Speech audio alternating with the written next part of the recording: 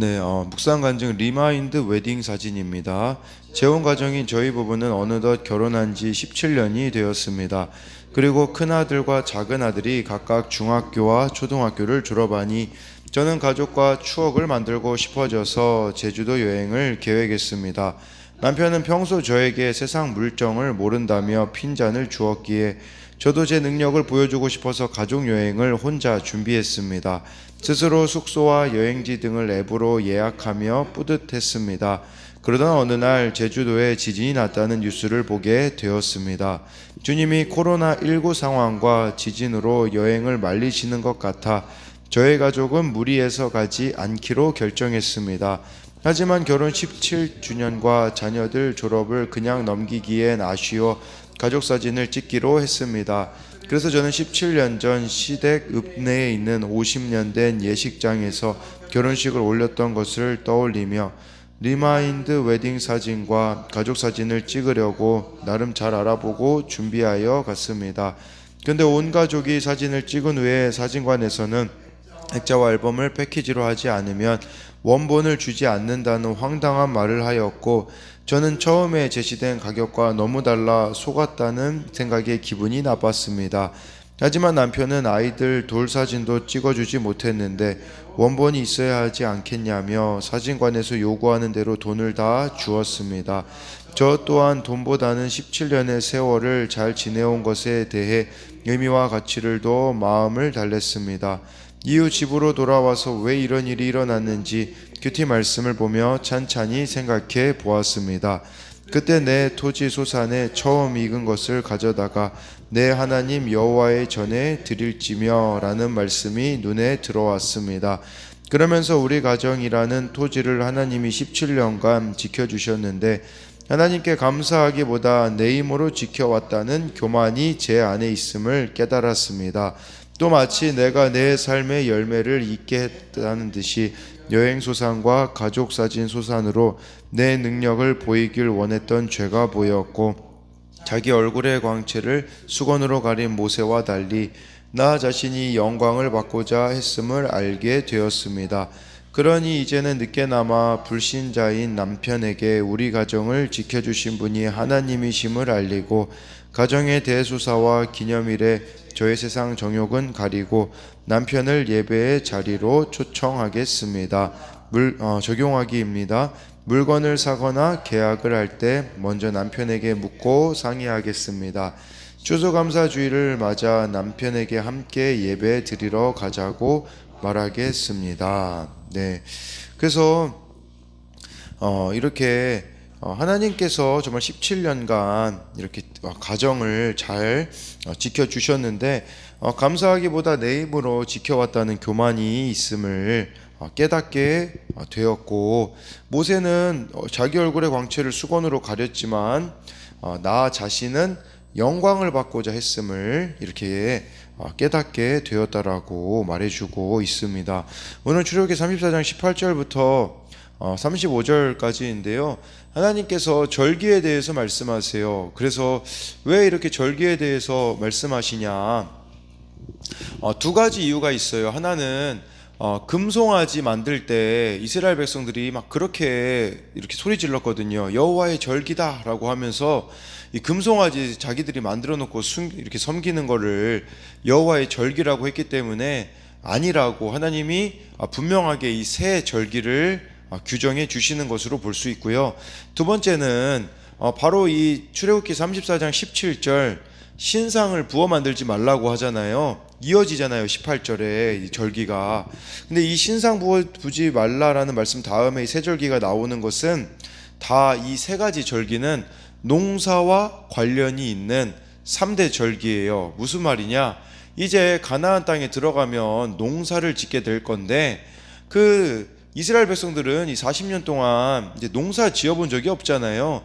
근데 이제 가나안 땅에 들어가게 되어지면 농사를 짓는데 거기 가나안 사람들에게 의존하게 될 수 있는, 가나안 신을 섬길 수 있는 위험이 있는 거죠. 근데 이 절기를 미리 제정해 주심으로 농사의 신은 가나안의 그 바알과 아세라 신이 아니라 하나님이심을 잊지 말라고, 하나님이 유목민의 신일 뿐 아니라 농사의 신이라는 것을 잊지 말라고 이 세 가지 절기를 주시는 겁니다.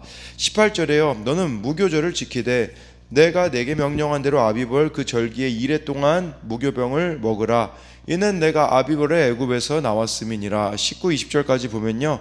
모든 태생은 다 내 것이요 내 가축의 모든 처음 난 수컷인 소와 양도 다 그러하며 나귀의 첫 새끼는 어린 양으로 대속할 것이요 그렇게 하지 아니하려면 그 목을 꺾을 것이며 내 아들 중 장자는 다 대속할지며 빈손으로 내 얼굴을 보지 말지니라 라고 말씀해 주고 있어요.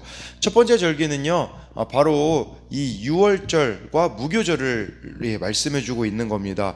유월절이 이 히브리 이스라엘 달력으로 음력 1월 14일이거든요. 6월절이 1월 14일, 무교절은 15일부터 21일까지 이렇게 일주일 동안 이 18절에 보면 2일 동안 무교병을 먹으라는 것은 이 무교절은 일주일 동안 진행되었다라는 것이겠죠. 그리고 18절에 아비벌이라는 단어가 나와요. 곡물이 나오는 달을 뜻하는 거죠. 그러니까 출애굽은 보리를 수확하는 달에 이루어졌거든요. 따라서 보리를 수확하는 달에 이 무교절을 지켜야 했어요. 그리고 이 2일 동안 18절에 보면 무교병을 먹으라고 했잖아요. 무교병은 알다시피 누룩이 들어가지 않은 그것을 먹으라고 하였습니다. 19, 20절은요 6월절하고 관련된 규정이거든요. 6월절이 먼저고 바로 6월절 다음에 무교절이 이어지는데 여기선 순서가 좀 반대로 나와 있습니다. 그래서요 이 18절부터 20절까지 보면요 그러니까 6월절은 마지막에 그 장자들이 다 죽고 문설주에 그 피를 바른 집들은 이렇게 괜찮았잖아요. 그러니까 이 출애굽과 관련된 것이라고 볼 수 있는데 적용 질문으로 하나님께서 내 삶에 이루어 주신 출애굽 사건, 즉 나를 구원해 주신 은혜를 잊지 않고 있습니까? 이게 바로 그 6월절에 대한 질문이고요. 그때 그 감격으로 돌아가기 위하여서 이제 그 무교절하고 연결시키자면 무교병을 먹었기 때문에 그 누룩이 들어가지 않았잖아요. 그러니까 그때 그 감격으로 돌아가기 위해 제거해야 할 누룩과 같은 죄는 나에게 무엇이 있습니까? 21절에 너는 엿새 동안 일하고 일곱째 날에는 쉴지니 밭 갈 때나 거둘 때에도 쉴지며 라고 해서 아니 절기를 이야기하다가 갑자기 안식일에 대해서 하나님께서 또 다시 한번 말씀해 주세요.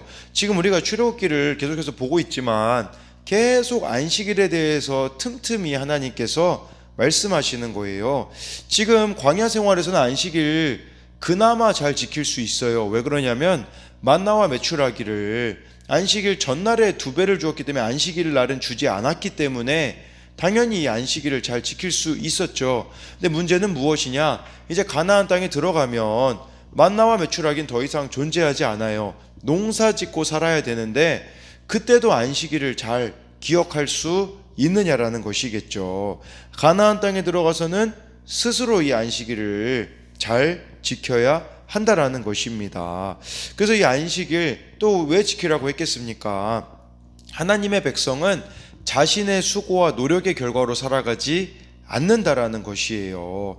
그러니까 이 안식일에는 모든 일을 내려놔야 되는데 하나님이 공급자이심을 고백할 수 있는 사람만이 안식일을 지킬 수가 있는 거예요.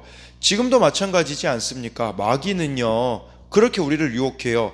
지금 당장 하나님 섬기지 말라. 성공한 다음에 섬겨도 늦지 않다고 우리를 부추기는 거죠. 세상에서도 우리가 할 일이 더 남아있다고 이렇게 안식일, 우리로 말하면 주일 지키면 경쟁에서 진다라고 속삭이지만 이 안식일을 지킴으로써 하나님이 공급자 되심을 고백하며 내가 연약한 인간이라는 것을 확인하라는 것이에요.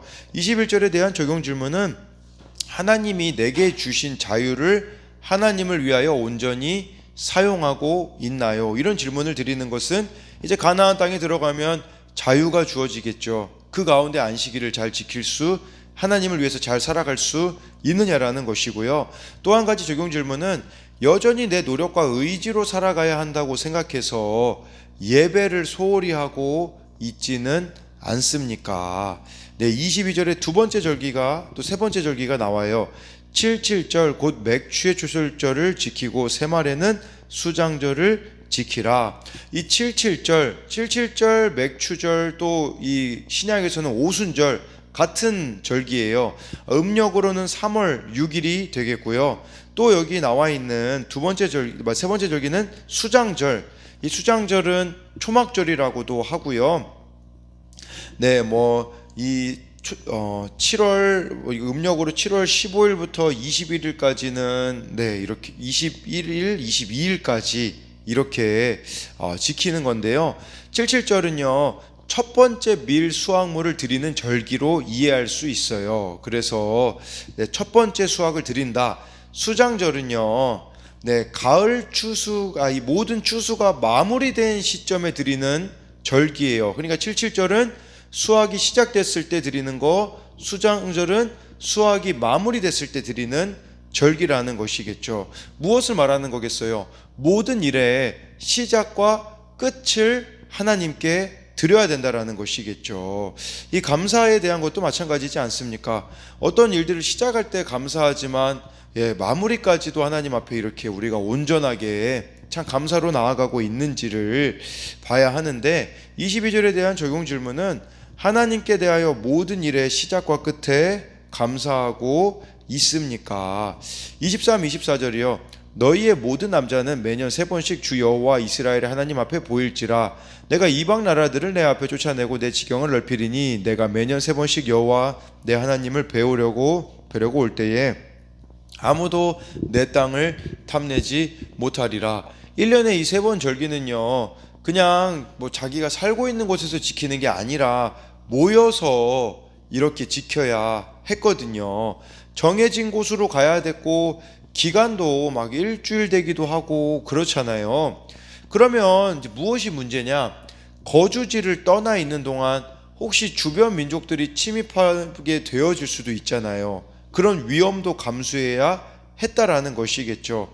근데요, 하나님은 이런 위험에도 불구하고 지켜주시겠다고, 내가 3번 이 절기를 지킬 때에 아무도 내 땅을 탐내지 못하리라라는 것은 이렇게 이런 상황에서도 보호해 주시겠다라고 말씀해 주고 있는 것이고, 또 이 절기를 주신 것은 이스라엘 백성이 출애굽한 은혜를 기억하기 위하여서 절기를 주셨다라는 겁니다.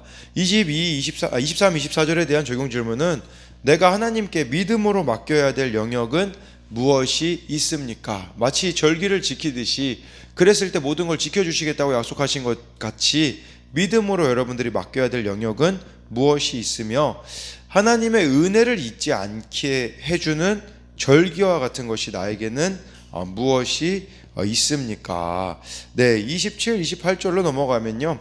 여호와께서 모세에게 이르시되 너는 이 말들을 기록하라. 내가 이 말들의 뜻대로 너와 이스라엘과 언약을 세웠음이라 하시니라. 28절에 모세가 여호와와 함께 40일 40야를 거기 있으면서 떡도 먹지 아니하였고 물도 마시지 아니하였으며 여호와께서는 언약의 말씀 곧 십계명을 그 판들에 기록하셨더라 라고 해서요.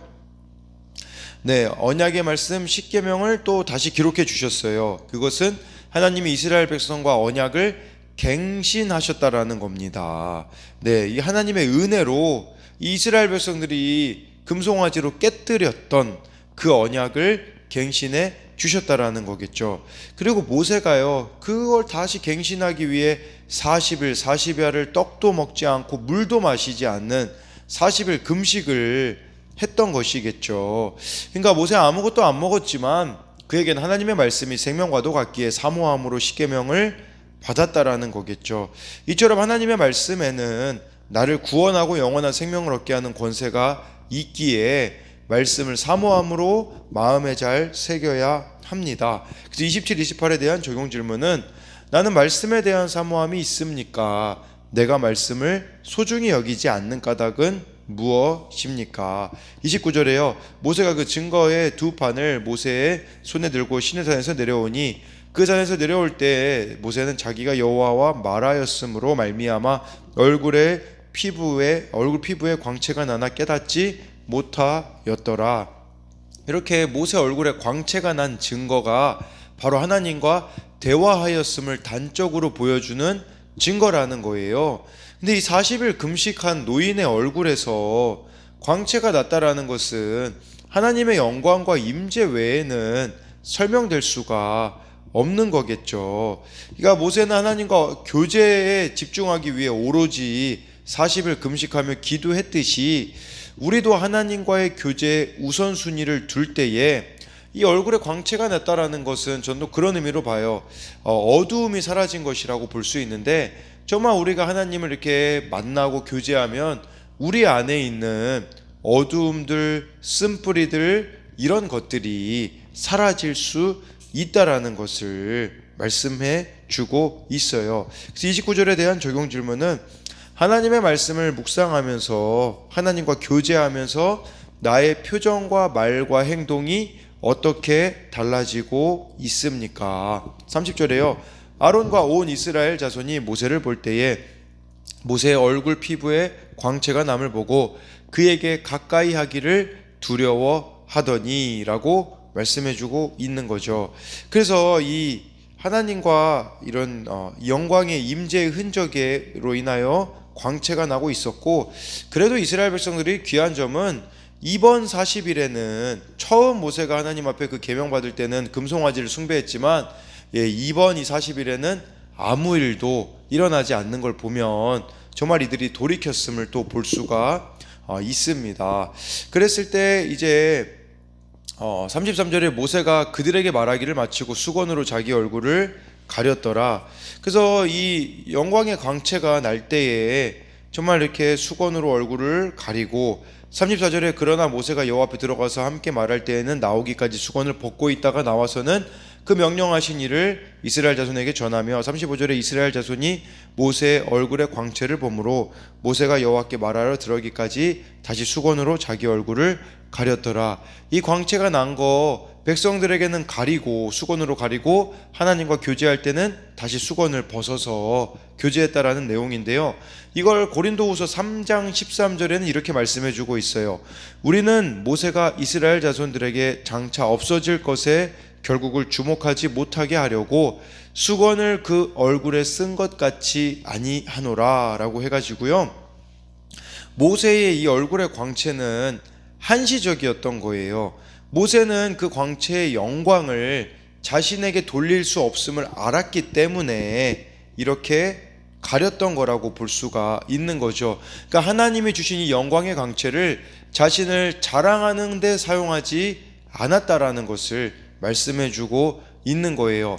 하나님과의 교제에 집중했지 비본질적인 것에 내가 막 하나님하고 이렇게 교제했어 라고 자랑하거나 그런 데 사용하지 않았다라는 것을 말씀해 주고 있는 거예요. 우리도 하나님과 가까이 하면 하나님이 영광의 광채를 우리들의 삶에 비추어 주십니다. 그러나 그것은 자랑의 도구가 아닌 전도의 기회로 우리가 삼아야 한다라는 것입니다. 그래서 32~5절에 대한 적용 질문은 오늘 내게 비추신 이 복음의 빛을 누구에게 비추어야 할까요? 라고 해서요, 정말 오늘 말씀 절기를 지키고 다시 언약을 갱신하시고 이 모세 가운데 하나님께서 영광의 광채를 비추어 주셨듯이 오늘 이 주일도 하나님께서 영광의 광채를 비추어 주시는 그런 복된 날이 되기를 위하여서 우리가 함께 기도해야 합니다.